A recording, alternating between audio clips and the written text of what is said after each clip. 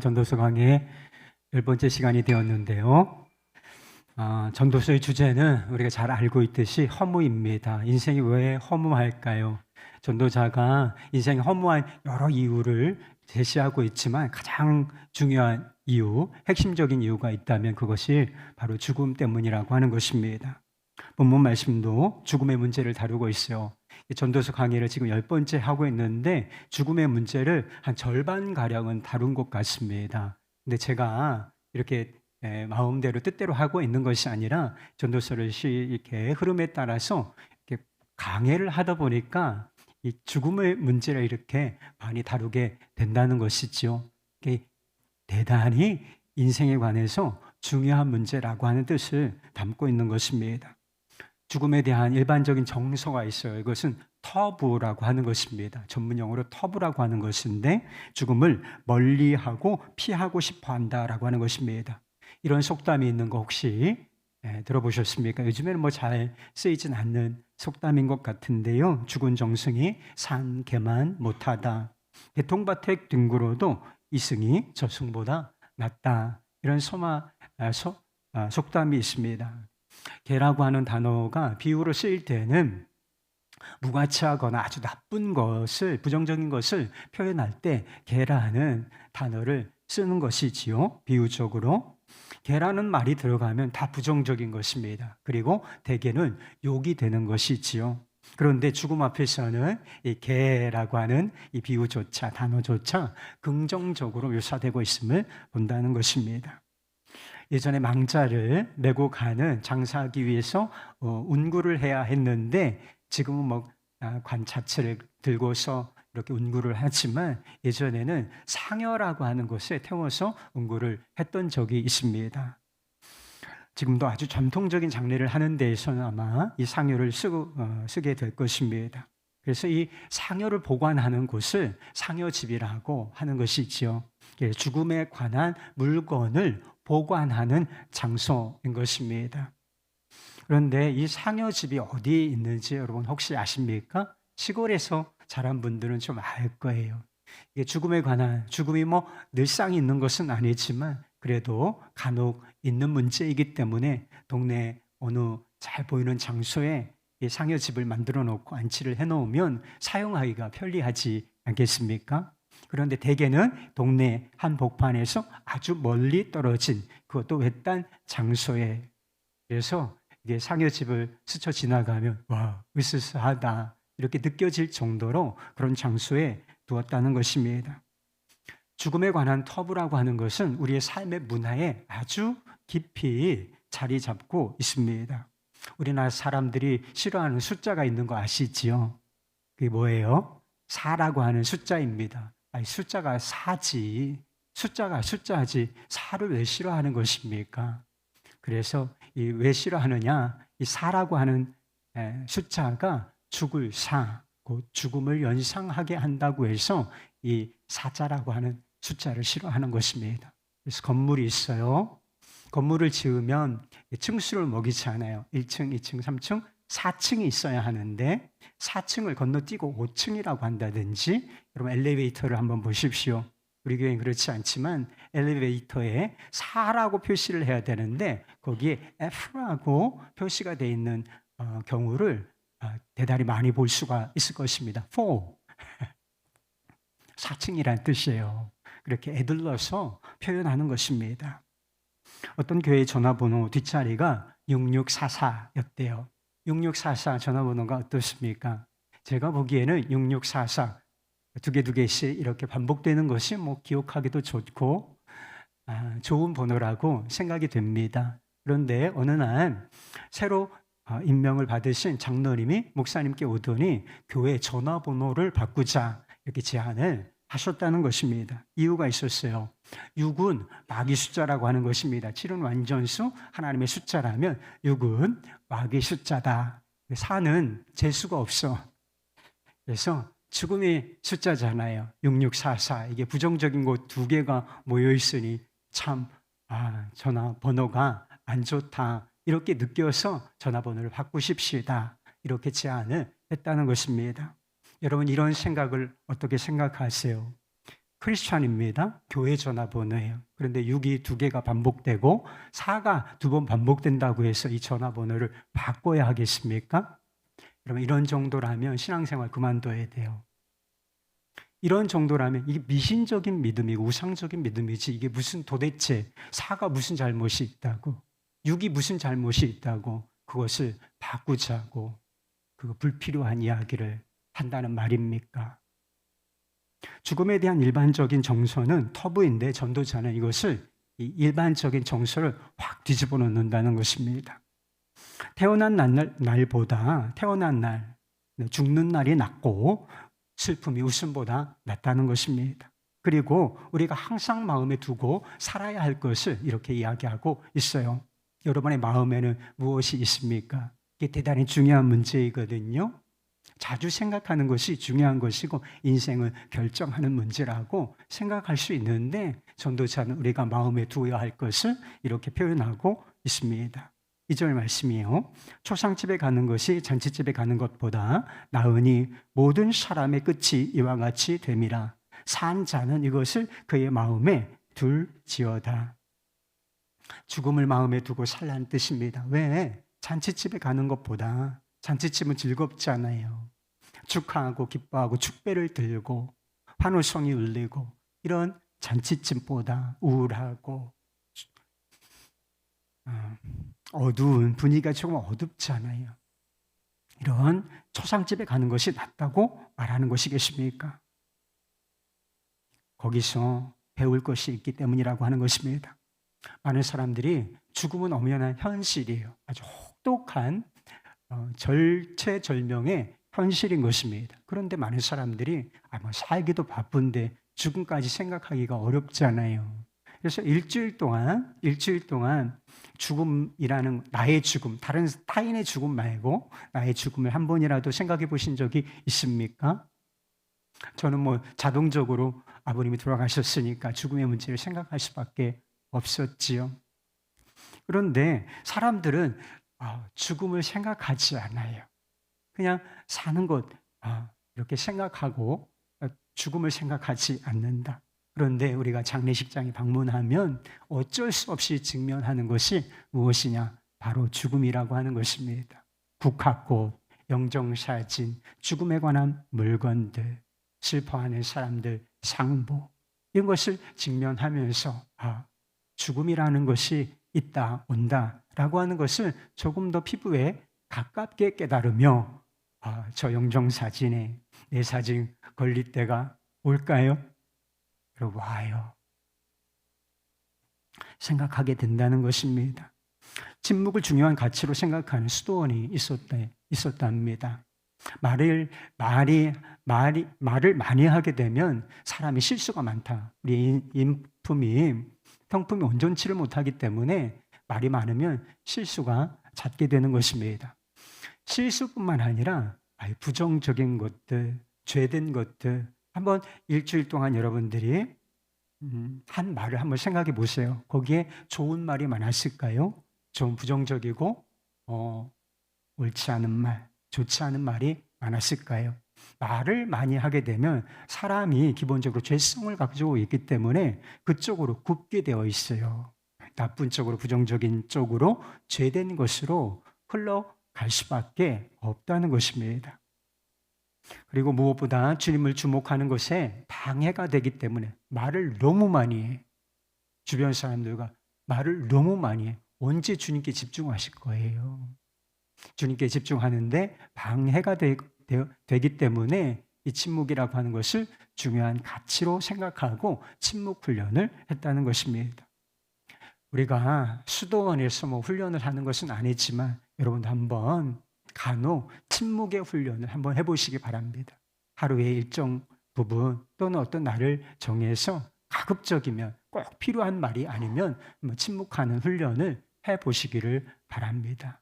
그러면 깨달아지는 것이 있을 것이라고 싶어요. 그런데 그 수도원에서 예외적으로 자주 하도록 허용되고 권면되는 말이 있었으니 바로 메멘토 모리라고 하는 것입니다. 이게 라틴어인데 메멘토 모리, 이게 무슨 뜻이냐? 죽음을 기억하라. 너의 죽음을 기억하라고 하는 것입니다. 그래서 훈련받는 사람들이, 수사들이 이렇게 조용히 지나가다 눈빛이 마주쳤어요. 그럼 뭐라고 하면 됩니까?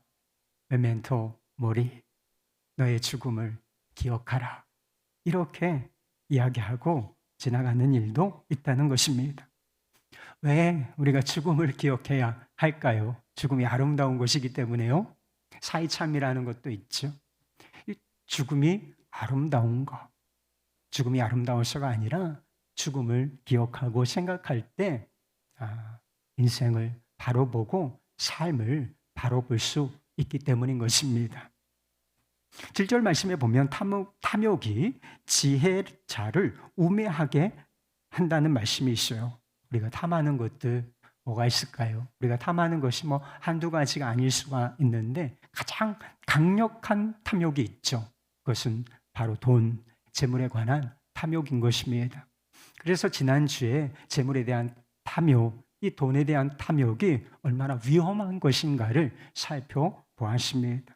이 탐욕이라는 구멍, 마음에 이런 구멍이 나 있으면 이것으로 다 빠져나간다 그랬어요.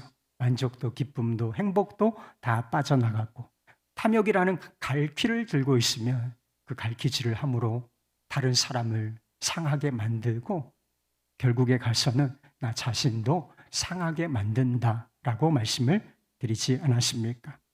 그러나 저는 돈에 대한 탐욕뿐만 아니라 생에 대한 탐욕도 아주 강력한 것이라고 생각합니다.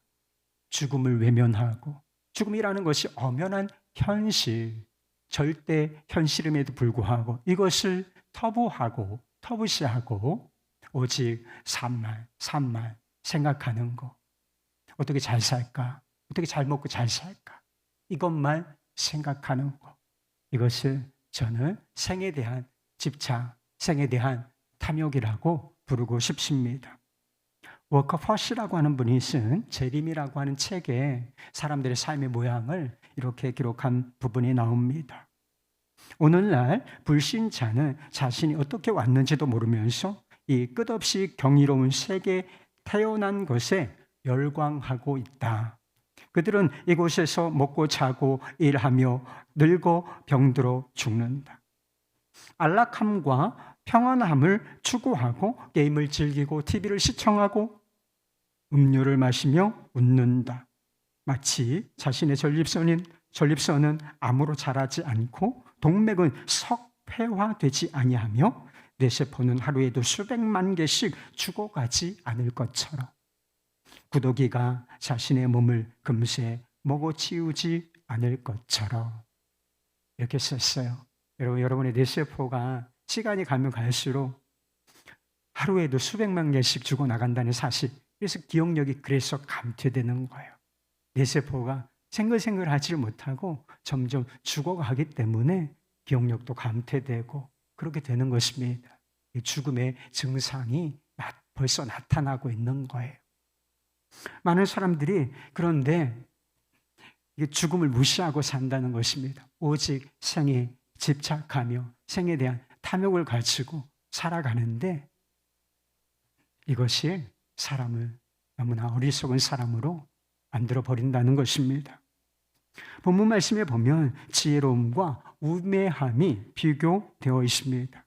일의 끝이 시작보다 낮고 교만한 마음, 참는 마음이 교만한 마음보다 낫다는 것입니다.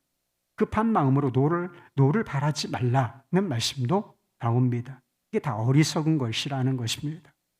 사람들이 왜 일의 끝을 내다보지 못하는 것입니까? 근시안처럼.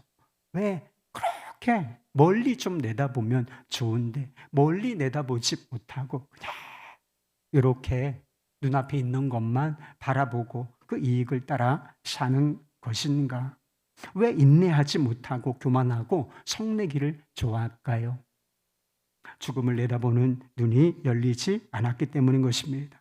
다르게 말하면 생에 대한 집착과 탐욕에 사로잡혀 있기 때문인 거예요. 여러분, 그러나 우리가 죽음 앞에 서 있다고 한번 생각해 보십시다. 죽음의 시간이 다가오는데 그게 한 일주일쯤 남았다고 한번 생각해 보십시다. 그러면 내가 이런 사람이지. 난 무엇도 할 수 있어. 이렇게 교만할 사람이 누가 있는지 한번 생각해 보세요. 죽음 앞에서 급한 게 있다고요?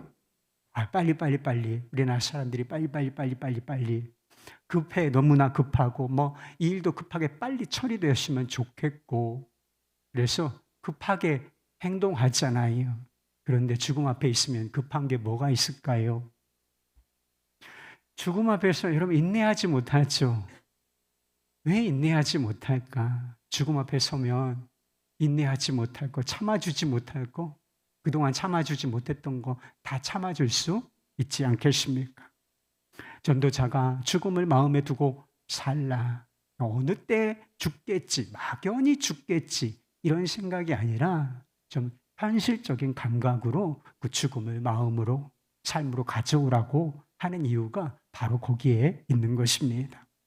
생에 대한 집착과 탐욕으로 인한 어리석음에서 비로소 벗어날 수 있기 때문인 것입니다. 많은 사람이 살아계신 하나님이 살아계시다고 믿으십니까?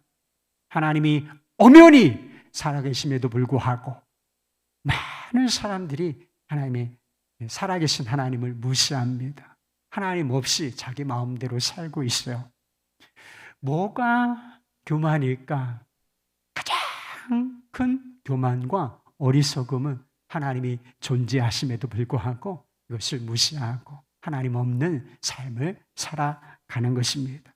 그런데 죽음 앞에 서면 이 교만이 꺾어지게 되어 있어요. 누그러뜨려지게 되어 있는 것입니다. 러시아 출신의 미국인 가수 레지나 스펙터라고 하는 분이 계시대요. 그분이 아주 신앙적인 노래를 많이 부르신 분 같습니다. Rapping With라고 하는 노래를 불렀는데 가사에 다음과 같은 내용이 나온다는 것입니다. 칵테일 파티, 잔치집이죠. 칵테일 파티에서는 하나님을 두고서 조크, 농담을 한다는 것입니다. 사람들이 얼마나 경솔하고 하나님 앞에서 겁이 없는지 하나님을 가지고 농담을 주고받는다는 것입니다. 그렇지만 병원에서 전쟁 중에 굶주림이나 추위로 죽어갈 때 또는 가난에 허덕일 때는 아무도 하나님을 비웃지 못한다는 것입니다. 건강검진 이후에 의사로부터 호출을 받았을 때 건강검진 결과를 받아야 되는데 다시 한번 병원에 방문하셔야 하겠습니다.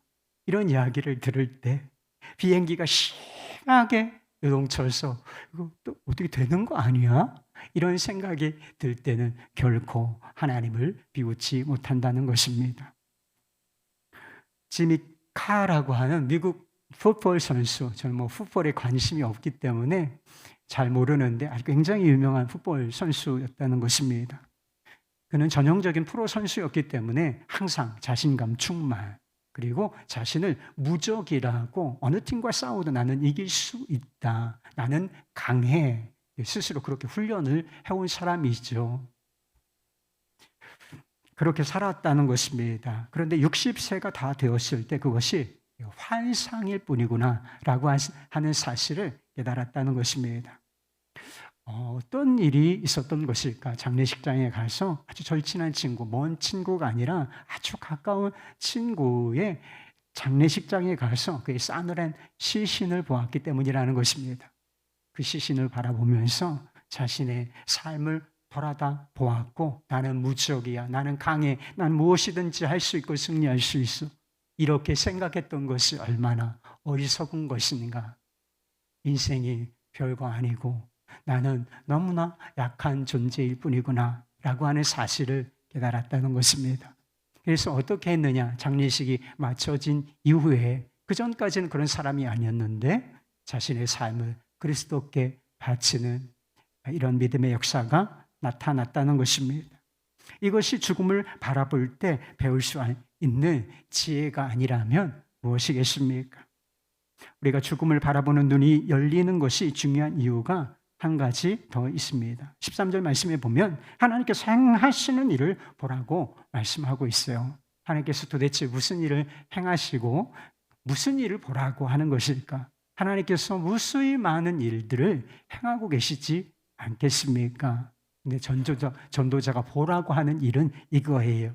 14절 말씀입니다. 형통한 날에는 기뻐하고 곤고한 날에는 되돌아보아라. 이 두 가지를 하나님이 병행하게 하사 사람이 그의 장래 일을 능히 헤아려 알지 못하게 하셨느니라. 인생 한번 쭉 살아 보셨지 않습니까? 인생을 살다 보면 형통한 날이 와요. 그런데 형통한 날이 있는 것뿐 아니라 공고한 날이 찾아오기도 한다는 것입니다. 지금 인생이 잘 나가 마음대로 좀 되는 것 같고 또 좋은 날 온 것 같은 생각이 드십니까? 그런데 한번 인생을 거꾸로 되돌려 보시면, 시간의 필름을 되돌려 보시면 인생이 왜 이렇게 힘들지? 왜 일이 안 풀리지? 이렇게 생각했던 곤고한 날도 있었다는 사실을 알 수가 있을 것입니다. 지금 곤고한 인생의 때를 지나고 계신가요? 내 인생 왜 이렇게 안 풀리나? 왜 이렇게 인생 사는 것이 힘든가? 아침에 눈을 뜨지 않았으면 좋겠다. 그런 생각 혹시 아는 분이 계신가요? 나는 인생의 시간의 필름을 뒤로 돌려보면 꼭 지금같이 어두운 때만 있었던 것은 아니라는 사실을 알 수가 있습니다. 그래도 좋았었던 때, 형통한 날이 있었다는 사실을 알게 될 것입니다. 아마 앞으로도 이 두 가지 일은 반복될 거예요. 그런데 언제 형통한 날이 찾아오고 언제 곤고한 날이 찾아올 것인가? 열심히 일하면 형통하겠습니까? 지금 형통하고 있으니 앞으로도 5년 후, 10년 후에도 내 삶이 형통할까요? 지금 우울하고 힘든 일을 겪고 있으니 5년 후, 10년 후에 그 이상도 내 인생은 공고한 때가 될 것이다. 이렇게 생각하십니까? 이것에 대한 이 모든 물음에 대한 답은 모른다예요. 모른다. 이 두 가지 일을 병행하게 하시는 분이 하나님이시고, 이런 일을 행하시는 하나님의 의도 자체가 장래 일을 알지 못하게 하려 하시기 위함이기 때문이라는 것입니다. 인생을 훤히 내다보지 못하도록 하나님께서 이렇게 번갈아 가면서 이런 일들을 우리의 삶에 허락하시기 때문에 모른다예요. 한마디로 말하면 삶은 예측 불허라 하는 것입니다. 언젠가 모든 사람에게 죽음이 찾아옵니다. 그래서 죽음, 엔딩 타임이 있어요. 엔드 타임. 그런데 이 죽음의 시간이 정해져 있어요. 우리는 모르지만 사실은 정해져 있는 거예요. 그래서 그 죽음을 향해서 인생의 시간표가 흐르고 있는 것이지요. 그런데 죽음이 실시각각 다가오고 있는데 그 시간까지의 삶은 예측 불허라는 것입니다. 이런 상황이 어떤 상황인지 제가 비유를 한번 들어보겠습니다. 아주 멋있는 차가 있는데 이 차에 어떤 모습이 있는가? 이 차에는 브레이크가 없어요. 브레이크가 들지 않아요. 브레이크가 없고 후진기어, R단이 없어요. 여러분, 우리가 시간을 되돌려서 살 수는 없잖아요. 그래서 1년 동안 나 잘못 살았으니까 1년 뒤로 가서 다시 한번 살아볼래. 누가 이렇게 할 수가 있습니까? 아무도 그렇게 살 수가 없죠. 그러니까 브레이크가 없어요. 그리고 시간을 되돌릴 수도 없는 후진기어가 존재하지 않는 차. 이 차가 일정한 속도로 달리고 있는데 앞유리가, 여러분이 타고 다니는 차는 앞이 이렇게 투명하잖아요. 아주 검은색으로 짙은 썬팅이 되어 있다고 한번 생각해 보시기 바랍니다. 그런데 자동차에 사이드 창이 열려 있잖아요. 그런데 이 사이드로만, 앞은 보지 못하고 옆으로만 경치를, 자연 세계를 바라볼 수가 있습니다. 맑고 아름다운 자연을 보기도 하고, 그리고 폭풍우가 치는 자연을 보기도 하는 거예요. 문제는 가는 길 어디엔가, 우리가 예측하지 못하는 어느 지점엔가 천길 낭떠러지, 죽음이라고 하는 낭떠러지가 존재한다는 것입니다. 그런데 그 차에 내가 타서 운전대를 한번 잡고 있다고 생각해 보세요. 앞은 보이잖아요. 옆으로만 오직 볼 수가 있는데 앞에는 천길 낭떠러지가 존재한다. 길이 끝나는 지점. 거기서 운전대를 이렇게도 틀어보고 저렇게 틀어보려고 하지 않습니까? 이런 상황에 놓였다고 한번 생각해 보면 이게 얼마나 무시무시한 일인지 상상할 수가 있겠습니까? 그런데 전도자는 이것이 지금 우리가 놓인 형편이라고 하는 것입니다. 사람들이 좋은 일 만나면 그냥 좋아하면 되잖아요. 지난주에 말씀드린 것처럼 즐거움과 기쁨을 누리면 되는 것인데 제대로 누리지를 못하고 좋은 일 있는데도 근심하고 왠지 마음이 불안하고 불안하지 않은 사람이 누가 있어요? 괜찮아, 상황이 괜찮은데 마음은 너무 불안하고 스트레스가 쌓이고 왜 그런지 아세요? 인생이 예측 불허이기 때문인 것입니다. 삶은 소중한 것이지만 삶 자체에 집중하면 안 되는 것입니다. 예측하지 못하는 순간에 찾아오는 형통이나 공고함 자체에도 주목하면 안 되는 것입니다. 메멘토 모리, 죽음을 기억하라, 죽음을 생각하라 말씀드렸지만 죽음 자체에만 집중하면 안 되는 것입니다. 그렇다면 우리가 주목해야 할 것은 무엇인가요? 우리에게 삶이라는 선물을 허락하시고 예측 불가능한 일들을 주관하시고 통치하시는 하나님, 그리고 우리의 삶을 선한 길로 인도하시는 하나님, 그분을 주목해서 바라보아야 하는 것입니다. 육신의 눈으로는 하나님을 볼 수가 없어요. 하나님 보신 분이 있으신가요? 그러면 정신병원에 보내드려야 돼요.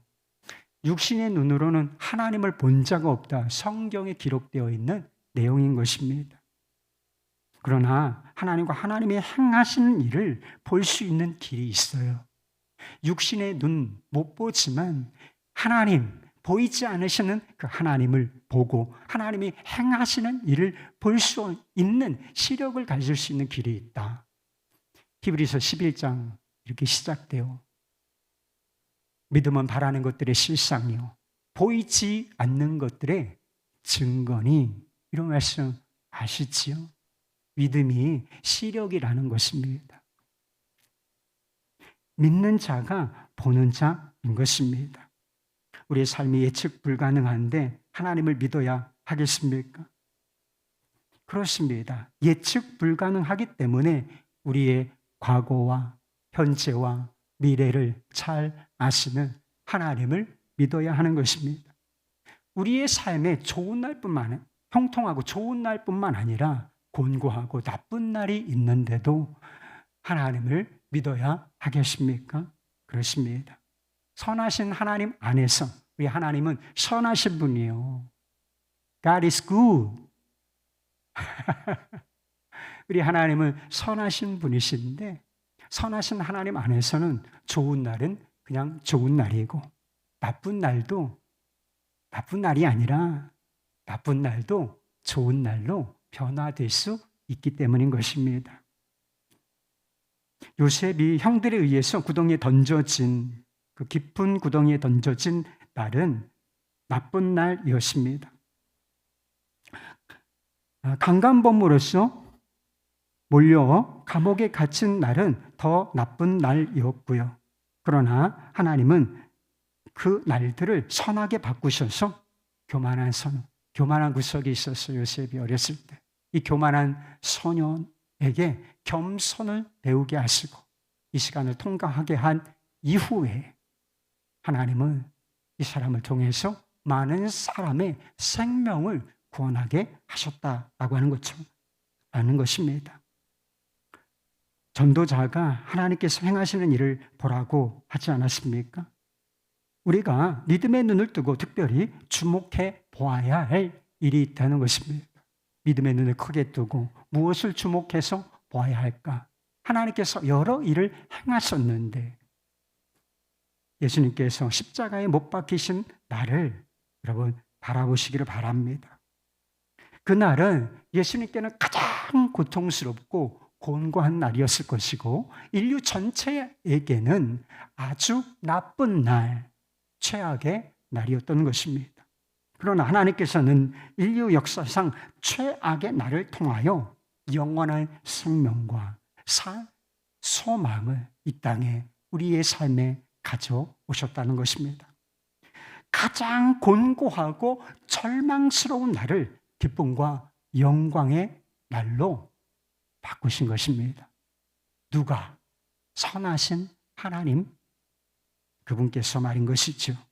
아무 소망이 없던 우리에게 구원을 주시고 생명을 주시며 복된 미래를 선물해 주시기 위하여 하나님께서 인류 역사 그 중심에 십자가를 꽂으신 것입니다. 삶은 안개와 같지만 안개가 짙게 끼고 그래서 분별하기가 어려운 상황처럼 보이지만 하나님은 모든 것을 아시고 모든 것을 주관하시는 분이십니다. 그러니 하나님을 보는 사람이 삶을 보는 것입니다. 하나님을 보는 사람이 미래를 보는 것입니다. 죽음과 죽음 이후에 영원한 세계를 보는 사람인 것입니다. 어거스틴은 인생을 특별히 고난의 때를 자수를 놓는 것과 같다고 비유한 적이 있습니다. 자수를 놓는 경우가 있죠. 여자분들이 자수를 놓는 거 한번 생각해 보세요. 자수의 앞면은 아름답지만 그 뒤쪽은 좀 너덜너덜하고 그리고 실들이 이렇게 복잡하게 얽혀있는 그런 모습. 그래서 뒷면만 보면 이게 무슨 그림인가, 무슨 모양인가 구분하기가 어렵지요. 곤고한 날에 우리 육신의 눈은 자수의 뒷면을 보게 되어 있어요. 그러면 불안함과 두려움이 몰려오는 것입니다. 하지만 믿음의 눈으로 보면 하나님께서 놓고 계시는 인생의 자수, 인생이라는 자수의 앞면을 내다볼 수 있습니다. 여전히 모든 것을 내다볼 수는 없지만 고난의 열매와 우리의 미래가 아름답고 밝을 것이라 하는 것은 분명히 알 수가 있다는 것입니다. 그것이 하나님께서 우리 주 예수 그리스도의 십자가를 허락하신 이유이기 때문인 것입니다. 많은 사람의 감정이 기복이 심해요. 이런 감정 기복이 심한 사람 특별히 있지만 많은 사람들이 대개는 감정 기복이 심한 삶을 살고 있습니다. 그래서 좋았다, 나빴다, 기뻤다, 슬펐다, 밝았다, 우울했다, 마치 조울증에 걸린 사람처럼 살아간다는 것입니다. 여러분 왜 그렇습니까? 그들의 눈이 형통한 날, 그리고 공고한 그 날에 집중되어 있기 때문인 것입니다. 형통한 날과 공고한 날에 감정 상태가 연동되어 있기 때문이라는 것입니다. 그러나 형통한 날과 공고한 날을 주관하시는 하나님을 바라본다면 어떻겠습니까? 나쁜 날도 좋은 날로 바꾸시는 하나님을 우리가 믿음이라는 시력을 통해서 바라본다면 어떤 상황이 되겠습니까? 좋은 날, 나쁜 날, 형통한 날, 공고한 날, 이것에 일희일비하지 않게 되지 않을까요? 형통한 날에 아무 제한 없이 주님께서 선물로 주신 것이니까 겸손하게 그 기쁨을 누리고, 공고한 날에는 주님이 내 삶 통치하고 계시오, 밝은 길로, 선한 길로 인도하고 계시오, 그러니 마음의 평정심을 유지할 수 있는 것이 아니겠습니까? 좋은 날 하나님을 찬양하실 것입니까? 좋은 날만 하나님을 찬양하는 것이 아니라 공고하고 힘든 날 중에도 하나님께 감사하고 찬양할 수 있게 되지 않겠습니까? 이것이 믿음이 가져오는 감정과 삶의 변화인 것을 믿으시기를 바랍니다. 미국의 듀크 대학의 신학과 교수인 스탠리 하우어스라는 분이 계신데, 이분에게는 오랜 시간 조울증을 앓았던 아내가 있었습니다. 그것 때문에 그는 늘 고통과 씨름을 해야 했다는 것입니다. 아내가 세상을 떠났어요. 세상을 떠난 이후에 많은 사람이 그렇게 물었다는 것입니다. 그 어렵고 고통스러운 시간을 어찌 보내실 수 있었습니까? 어찌 견딜 수가 있었나요? 그는 대답했습니다. 사람들은 제가 고통에 대해 어떤 해답을 갖고 있으리라 짐작합니다. 그러나 저는 전혀 알지 못합니다. 제가 신학자로 살면서 배운 것이 있다면 고통의 원인이나 해결에 대해 답을 구하려 하지 말아야 한다는 것입니다. 그리스도인은 해답 없이도 고통을 살아내는 사람입니다. 해답을 모른 채 주어진 삶을 살아내는 것이 바로 믿음입니다. 라고 이야기했습니다. 복음주의 신학자인 제임스 패커 교수님, 제가 간혹 인용해드리는 분이신데, 제임스 패커 교수님 나이가 많이 드셔서 노년에 황반변성이라는 그런 질병이 찾아왔어요. 그래서 시력을 잃은 때가 찾아왔습니다. 그는 복음연합이라고 하는 잡지와의 인터뷰에서 자신의 실명에 대해서 그런 이야기를 했다는 것입니다. 하나님은 먼저 나오는 것이 자신의 실명에 관해서 이야기를 하는데, 하나님이 먼저 나와요. 하나님은 그가 하시는 일을 아신다. 실명은 본부, 저 하늘에서부터 내려온 명백한 사인이 아니겠느냐. 무슨 사인이요? 이제 천국에 갈 때가 됐다는 것이죠. 그래서 그는 자신이 천국을 향한 여정에 있음을 담대히 밝혔다는 것입니다. 그는 매일 30분간 천국을 묵상하고 있으며 하나님께 집중하기 위해서 말씀을 암송하면서 지내고 있다고 했습니다. 이 교수님이 젊은 시절에 허무주의와 비슷하긴 하지만 냉소주의, 모든 것을 그냥 다 차가운 시선으로 바라보는 냉소주의에 빠졌던 적이 있었다는 것입니다. 근데 냉소주의가 어떻게 치료됐는지 아세요? 냉소주의, 세속적인 허무주의에 빠진 분이 있다면 전도서를 깊이 묵상해 보시기 바랍니다. 이 전도서를 묵상하고 공부하는 가운데 냉소주의가 치유되었다라고 했습니다. 그 인터뷰 제목이 그랬어요. 더 이상 볼 수 없지만 나는 여전히 하나님을 봅니다.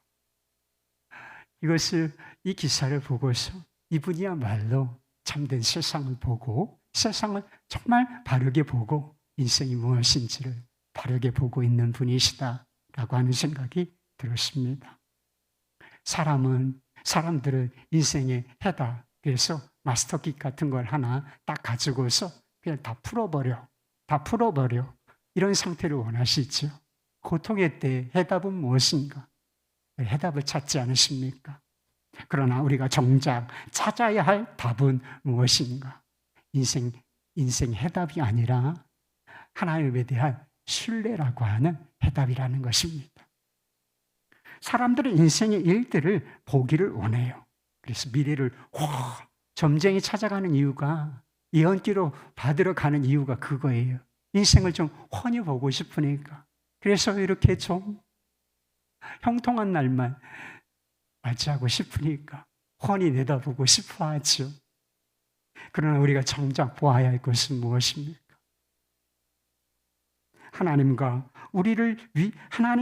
하나님께서 우리를 위하여 행하신 일, 곧 십자가와 부활인 것입니다.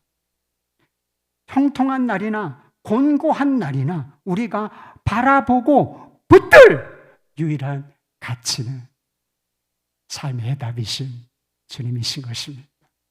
우리가 이 삶의 해답을 분명히 찾았고 붙들고 있다면 인생의 모든 날이 좋은 날이 될 것입니다.